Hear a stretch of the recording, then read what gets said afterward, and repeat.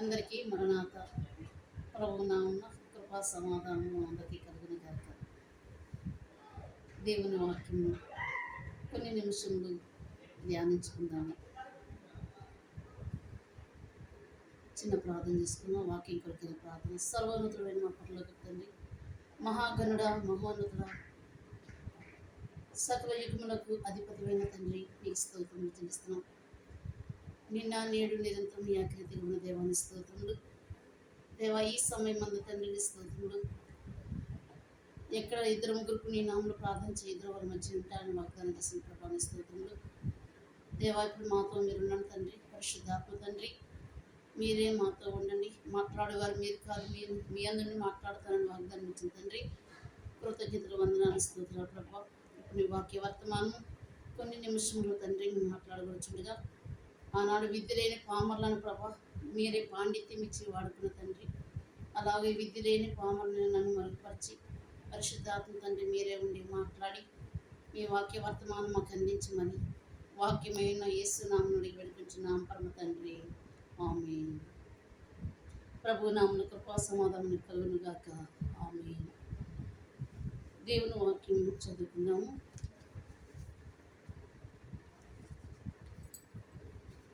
ఒకటో కొరింథీయులకు రాసిన పత్రిక 16వ అధ్యాయము 13వ వచనం చూస్తే, ఒకటి మెలకువగా ఉండి ప్రార్థన చేయండి, మెలకువగా ఉండి ప్రార్థన చేయండి. మెలకువ అనగా మరి ఆత్మీయ స్థితిలో మెలకు కలిగి ఉండాలి. దుష్టుడు ఎప్పుడు ఎక్కడి నుండి వస్తాడో మనకు తెలియదు కాబట్టి, గర్జించే సింహం వలె సాతాను ఎవరిని మిగులునా తిరుగుతున్నాడు కాబట్టి మనం మెలకువగా ఉండి ఏం చేయాలి? ప్రార్థన చేయాలి. గెత్సేమనే తోటలో ప్రభు వెళ్ళినప్పుడు శిష్యులైన వారికి మీరు మెలకువగా ఉండి నా కోసం ప్రార్థన చేయండి అని ప్రభువు వెళ్ళి రాతివేత దూరంలో వెళ్ళి ఆయన మోకరించి ప్రార్థన చేస్తాకి వెళ్ళి ఉన్నారు. మరి ఇక్కడ కూడా చూస్తే కొరింథీయులకు రాసిన పత్రికలో 16వ అధ్యాయము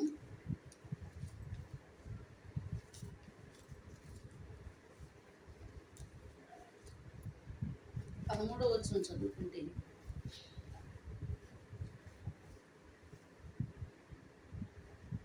మెలకువగా ఉండి విశ్వాసమందు నిలకడగా ఉండి పౌరుషం గలవారై ఉండి బలవంతులై ఉండి మీరు చేయి కార్యములన్నీ ప్రేమతో చేయుడి.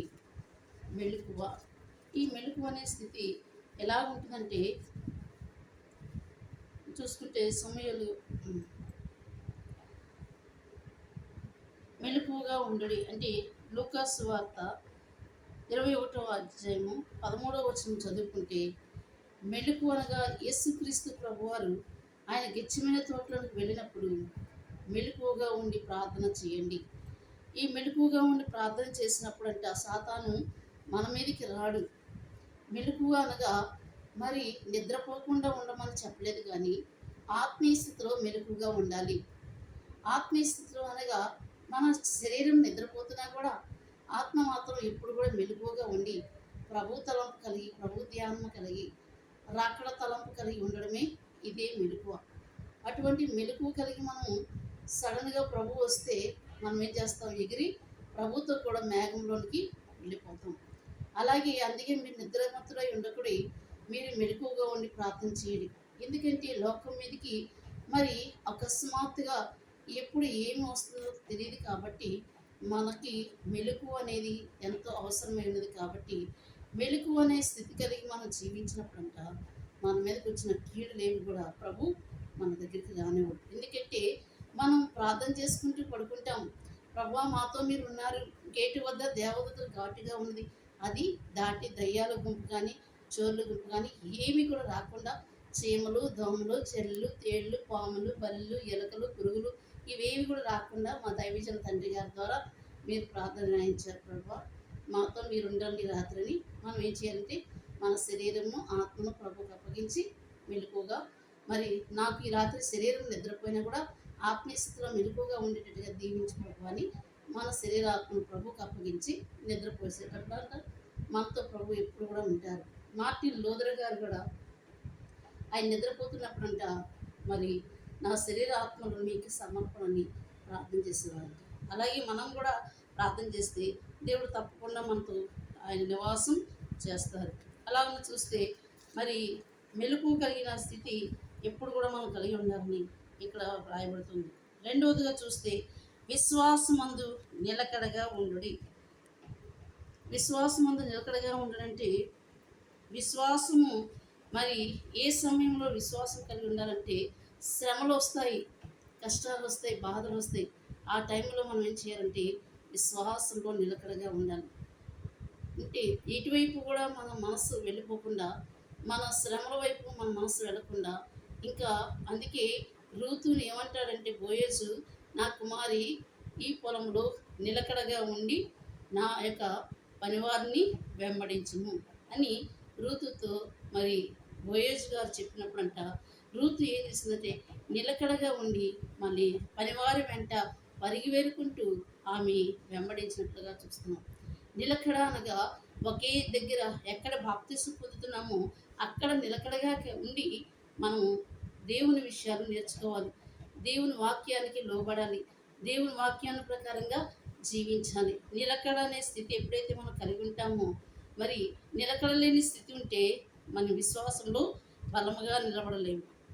అందుకని మెలకువ కలిగి ఉన్న మనం అంట విశ్వాసం ముందు నిలకడగా ఉన్నప్పుడంట మనము బలముగా దేవుని సందులో నిలబడగలం. తుదకు ప్రభు యొక్క మరి విశ్వాసము ఎలాగైతే కలిగి ఉండాలో, శ్రమల్లో ఉన్నప్పుడంట కష్టాల్లో ఉన్నా కూడా దేవుడు నాతో ఉన్నాడు, నేను దేనికి భయపడకము, నేను నీకు తోడై ఉన్నానని ప్రభువే సెలవిచ్చారు. కాబట్టి విశ్వాసం కలిగి మరి అనేక మంది భక్తులు శ్రమలు వచ్చినా కూడా శ్రమల వైపు చూడకుండా ప్రభు వైపే చూస్తూ మరి శ్రమలు పకారం శ్రమలేహారం శ్రమలాత్మకు శృంగారం శ్రమల వల్లని సకల స్వనీతి సమసీపునుగానా శ్రమలయందే సంతోషించము. మానవుడు శ్రమలు పొందక దైవా మానవుడిట్లు కాగలడు. శ్రమలలోని విశ్వాసం చెదిరిపోకుండా మనం ఉన్నప్పుడంట యోసేపు గారికి శ్రమ వచ్చింది, అన్నల వల్లే శ్రమ వచ్చింది. కానీ యోసేపు దేవుడు చెప్పిన ఆ కళలు, ఆ దర్శనలు, స్వప్నములు ఆయన విశ్వాసంతో నమ్మి శ్రమల వైపు చూడలేదు, కానీ ప్రభు వైపు యోసేపు గారు చూశారు. కాబట్టి ఆయన గొప్ప స్థితిలోనికి ఎన్ని శ్రమలు వచ్చాయంటే మరి అన్నల వల్ల శ్రమ వచ్చింది, అలాగే మరి ఐగుప్తు దేశంలో శ్రమ వచ్చింది, పోతిఫర్ భార్య వల్ల శ్రమ వచ్చింది, అలాగే జైల్లో పడ్డాడు, అక్కడ కూడా ఆయనకి శ్రమ వచ్చింది. అయినా కూడా ఆయన విసుకోకుండా విశ్వాసంలో నిలకడగా ఉన్నాడు. కాబట్టి ఆయన గొప్ప స్థితిలో రాజుగా దేవుడు ఆయన్ని సింహాసనం ఎక్కించాడు. అలాగే భక్తులైన వారికి వచ్చిన శ్రమలు అంట దేనికోసం వస్తాయంటే విశ్వాసం పరీక్షించడానికి. యోబు గారు ఎలాగైతే ఆయన మహాభక్తుడే, కానీ ఆయన మరి శ్రమ ఎందుకు వచ్చిందంటే సాతాను మరి యోబుని చూసంట నీ భక్తుడు మరి నీవన్నీ ఇచ్చావు కాబట్టి అందుకే విశ్వాసంతో నేను స్తుతిస్తున్నాడు, ఇవన్నీ ఒక్కసారి తీసేస్తే తను నిన్ను నీ ముఖం మీదే దూషిస్తాడని సాతానంట ప్రభువు చెప్పినప్పుడు నా భక్తుడు అలాంటి వాడు కాదు అని సాతాను దేవుడు ఏం చేశారు, యోబు మీద పరీక్ష విశ్వాసము గురించి ఆయన విశ్వాసంలో నిలకడగా ఉంటాడా లేదా అని పరీక్షించి యోబు గారిని శోధించినప్పుడంట సాతాను సమస్తమును తీసివేసింది. యోబు యొక్క శరీరాన్ని కూడా ఆయన మీద శరీరం అంతటి కూడా మొత్తినందువలన మరి బలహీనుడిగా అయిపోయి ఆయన కూడా దేవుడే ఇచ్చును, దేవుడే తీసుకును, దేవుని నామకి ఉన్నత కలుగునుగా కానీ దేవుణ్ణి స్తుతించాడు. కానీ యోబు విశ్వాసంలో ఏమాత్రం కూడా పడిపోకుండా విశ్వాసంలో నిలకడగా ఉన్నాడు. కాబట్టి ఆయన పోగొట్టుకున్నవన్నీ కూడా తిరిగి దేవుడు ఇచ్చేవారు కూడా విశ్వాసంతో యోబు గారు నిలబడ్డారు. అలాగే భక్తులైన వారికి విశ్వాసంలో శ్రమలు వస్తుంటాయి, వచ్చినప్పుడు అంట దేవుడు వారికి తోడుగానే ఉంటాడు, వారితోనే ఉండి నడిపిస్తాడు. కాబట్టి అందుకని మరి యోబునంట దేవుడు గొప్పగా ఆశీర్వదించాడు, గొప్పగా దీవించాడు. అందుకని శ్రమల ఉపకారం, శ్రమలే హారం, శ్రమల ఆత్మకు శృంగారం. అలాగున ప్రతి విషయంలో కూడా మనం నిలకడగా ఉన్నప్పుడు విశ్వాసంలో దేవుడు మన పక్షంగా ఉండి కార్యము జరిగిస్తూ ఉంటాడు. మూడవదిగా చూస్తే పౌరుషము గల వారై ఉండి, విశ్వాసం ఉండిన మనము పౌరుషం కలిగిన వారుగా ఉండాలి. మరి రెండవ రాజులు 19:14 చూస్తే ఏలియా గారి యొక్క పౌరుషం కనబడుతుంది. ఈయన మహాభక్తుడు. ఏలియా గారు అనగా మరి వర్షం కోసం ప్రార్థించగా ఆయన 3.5 సంవత్సరాల వర్షం కురవలేదు. ఆకాశం ఇత్తడి, భూమి ఇనుముగా మారిపోయింది. ఇశ్రాయేలు చేసిన దోషలను బట్టి, పాపలను బట్టి మరి వర్షం కురవకుండా దేవుడు ఆజ్ఞాపించి కానీ వర్షం కురవటం మానేసింది. ఆయన మన వంటి మానవుడే, ఆయన మన వంటి మనుషుడే అయినప్పటికీ ఆయన ఆజ్ఞాపించగానే వర్షం ఆగిపోయింది. మరలా ఆయన ప్రార్థించగానే అరచేయంత మేఘం వచ్చి వర్షము మరి కురిసినట్టుగా చూస్తున్నాం. గొప్ప ప్రవక్త ఏలియా ప్రవక్త గారు, పౌరుషం కలిగిన ప్రవక్త. మరి ఈ ప్రవక్త ఏ విధంగా పౌరుషం కలిగి ఉన్నాడంటే, విగ్రహారాధకులైన 450 మంది బయలు ప్రవక్తలు, కానీ జీవము గల దేవుని పక్షముగా ఏలియా ప్రవక్త ఒక్కడే ఉన్నాడు. ఈ విగ్రహారాధికుల మధ్యలో ఒకే ఒక ప్రవక్త ఏలియా గారు ఉన్నప్పుడు ఆయన ఎవరిని చూస్తున్నాడంటే, నా దేవుడు జీవము గల దేవుడు, శక్తిమంతుడని ఏలియా గారు దేవుని వైపే చూస్తూ పందెం వేశారు. ఈ 450 మంది బయలు ప్రవక్తలు ఏం చేశారు? ఏలియా గారు ఒకే ఒక పోటీ పెట్టారు, పందెము. ఒక ఎద్దును వధించి ఆ ఎద్దును మాంసమును కట్టెల మీద పేర్చి ఒక పెద్ద గొయ్యి తవ్వి ఆ గొయ్యి నిండా కూడా నీళ్లు పోసి ఆ నీళ్ళ మీద కట్టెలు పేర్చి కట్టెల మీద మాంసం వేసి, ఇప్పుడు ఆ మాంసమును మీద నుంచి నీళ్లు ప్రవహిస్తూ ఉన్నప్పుడంట పైనుండి మీ దేవుడు ప్రార్థన చేయండి, మీ దేవుడే పైనుండి అగ్ని పంపించి ఈ యొక్క మాంసమును, కందకమును, కట్టెలను అన్నీ కూడా బూడిద చేయాలి. మీ బయలుదేవత ఆ విధంగా చేస్తే మీ దేవతే గొప్ప.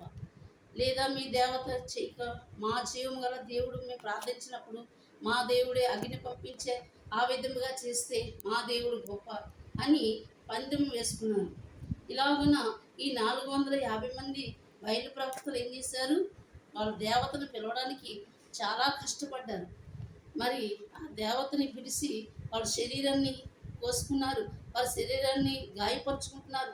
వారు ఎంతో ఆయాసంతో, దుఃఖముతో, వేదనతో మరి అలాగున వారు ప్రార్థన చేస్తూ ఉన్నారు. కూడా దేవత మాత్రం రాకుండా మరి వాళ్ళకి ఇచ్చిన టైం అంతా ప్రకారం కూడా ఓడిపోయారు. ఇప్పుడు ఏలియా ప్రవక్తకి సమయం వచ్చింది. ఆయన ఒకే ఒక ప్రార్థన చేస్తున్నారు. ఏంటి ఆ ప్రార్థన అంటే, మరి రాజుల గ్రంథము 2 రాజు 19:14 చదువుకుందాము.